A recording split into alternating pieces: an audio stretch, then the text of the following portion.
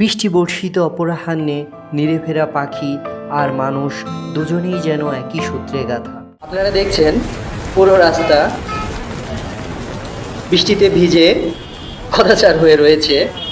বাতাসের কারণে ছাতা ঠিক রাখাই যেন খুব কষ্টকর। তারপরেও এই বৃষ্টির বর্ষিত ক্ষণে বৃষ্টির স্নিগ্ধতা অনুভব করতে আমি চলে এসেছি। এই খোলা আকাশের নিচে প্রাকৃতিক সৌন্দর্য আমাকে বরাবরই মুগ্ধ করে। এই ষড়ঋতুর দেশে ঋতু পরিবর্তনের বৈচিত্র্যতা মুগ্ধতা ছড়ায় না এমন পানের দেখা মেলা ভার।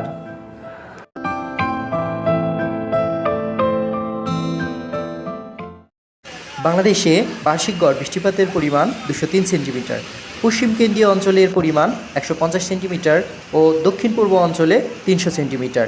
বাংলাদেশের সিলেট বিভাগে সবচেয়ে বেশি এবং রাজশাহী বিভাগে সবচেয়ে কম বৃষ্টিপাত হয়। বার্ষিক গড় বৃষ্টিপাতের 70 থেকে 80% সংঘটিত হয় বর্ষা মৌসুমে। বৃষ্টি বর্ষিত অপরাহ্নে নিরে ফেরা পাখি আর মানুষ দুজনেই যেন একই সূত্রে গাঁথা। প্রকৃতির সজীবতা ও স্নিগ্ধতা ফিরিয়ে নিয়ে আসে এই বৃষ্টি।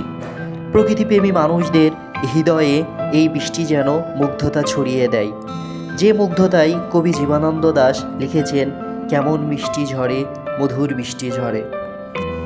কবি রবীন্দ্রনাথ লিখেছেন বৃষ্টি হয়ে গেছে ভোরে, সজনে পাতায় ঝরে ঝরে জল পড়ে টুপটুপ। ঝুটি বাঁধা ডাকাত সেজে দল বেঁধে মেঘ চলেছে যে আজকে সারা বেলা। কালো ঝাঁপির মধ্যে ভরে সূর্যিকে নেয় চুরি করে ভয় দেখাবার খেলা।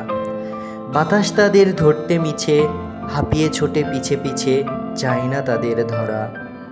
আরও কত শত কবির কত শত কবিতা জানা অজানা।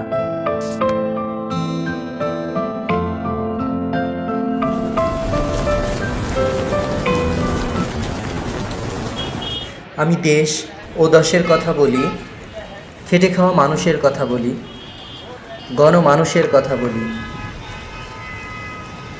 তাদের ভালো লাগা না লাগার কথা বলি, তাদের জীবন জীবিকার কথা বলি। শীত বর্ষা বসন্ত হাসি কান্না সুখ দুঃখ নিয়েই তো জীবন। জীবনের ধারাবাহিকতায় উত্থান পতন থাকবেই, এখানেই জীবনের সার্থকতা। আজকে বাইরে বের না হলে হয়তো এই বাস্তব অনুভূতির স্বাদ আমি পেতাম না।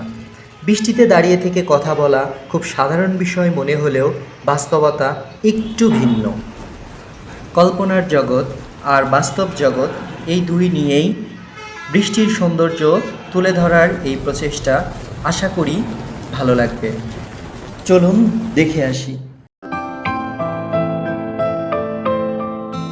গগনে গরজে মেঘ ঘন বর্ষা, কুলে একা বসে আছি নাহি ভরসা।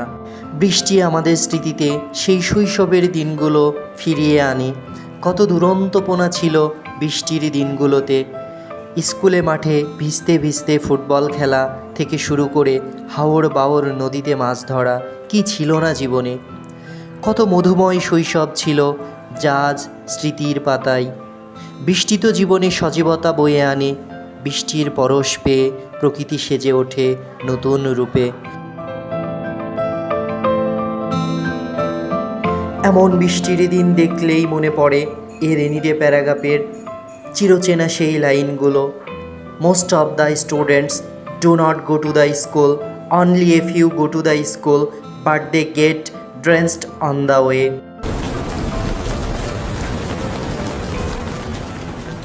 রৌদ্রের খরতাপে জীর্ণ শীর্ণ মৃতপায় বৃক্ষ যখন এই আকাঙ্ক্ষিত বৃষ্টির ছোঁয়া পায়, ধীরে ধীরে সে প্রাণ ফিরে পায়। নতুন কুড়ির সাথে মেলে ধরে শাখা প্রশাখা, প্রকৃতিকে যেন সবুজ বলয়ে ঘিরে ফেলে। চারিদিকে সবুজের সমারোহ, জারুল গাছের চিরল চিরল পত্র বেয়ে পড়া টিপ টিপ বৃষ্টি, মগডালে বসে ভিজতে থাকা শালিকের নিষ্পলক দৃষ্টি। বেঁচে থাকার জন্য ভালো থাকার জন্য জীবনে আর কিসের সংযুক্তি। প্রকৃতি ছুটে চলে আপন গতিতে, বিরতিহীন ক্লান্তিহীন এই পথ চলা। আষাঢ়ের ঘন কালো মেঘ থমকে যাওয়া পথিকের মন আবারও ছুটে চলে আপন গতিতে প্রকৃতির সাথে। দায়িত্বের বেড়াজালে বন্দি প্রতীকের এখনও যে অনেক পথ চলা বাকি।